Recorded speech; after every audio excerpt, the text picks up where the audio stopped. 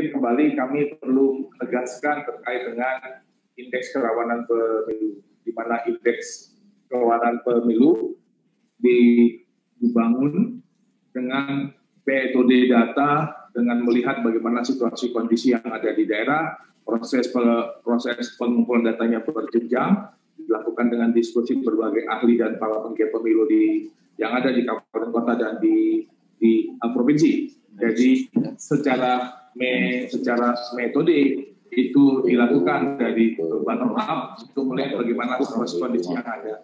Rekan sekalian, kami juga perlu untuk menjelaskan bahwa indeks kerawanan pemilu ini menjadi early warning system bagi kita untuk dapat kita melakukan hal-hal yang perlu kita siapkan, sehingga hal-hal yang tidak kita inginkan itu dapat kita bisa mitigasi bersama. Perlu kami sampaikan untuk menambah apa yang tadi sudah disampaikan oleh Pak Afif. Kalau kita melihat bahwa ada beberapa isu krusial terkait dengan dalam hari pemungutan suara. Bagaimana telah disampaikan bahwa isu strategis pertama itu adalah mengenai hak pilih.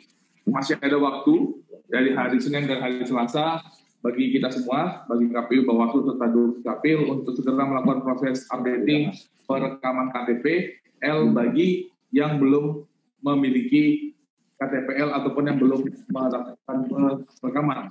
Berbagai rapat sudah dilakukan di rapat di Komisi 2 DPR untuk menegaskan betapa pelindungan hak pilih bagi warga masyarakat yang belum mendapatkan ataupun belum melakukan perekaman KTP-L, serta mereka yang akan berumur 17 tahun pada hari pemungutan suara, serta bagaimana untuk mereka yang berada di dalam rumah sakit ataupun rumah tahanan menjadi concern kita, sehingga hak pilih masyarakat juga tidak hilang.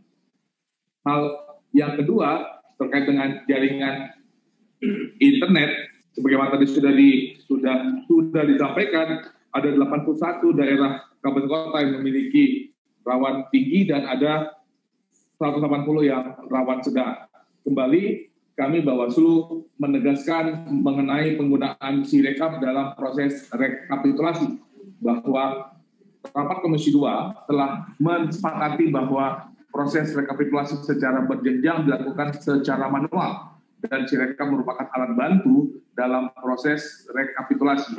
Oleh karena itu, dengan mengacu kepada rapat Komisi 2 bersama dengan penyelenggara pemilu dan Mendagri, bahwa telah kita sepakati bahwa disitulah dimunculkan kepastian hukum dalam proses rekapitulasi dengan mengacu kepada rekapitulasi manual, sehingga rekapitulasi yang berjenjang secara manual itu perlu tetap dilaksanakan dan harus ada formulir yang tersedia pada saat proses rekapitulasi. Apalagi kita bisa melihat jaringan internet yang ada untuk di setiap kecamatan.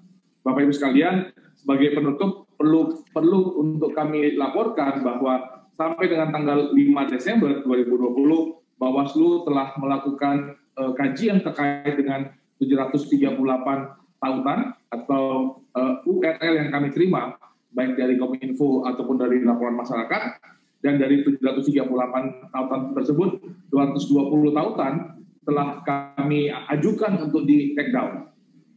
220 tautan itu ada 193 tautan yang melanggar pasal 69 huruf C terkait dengan menghasut, memfitnah, mengadu domba partai politik, persorangan dan atau kelompok masyarakat.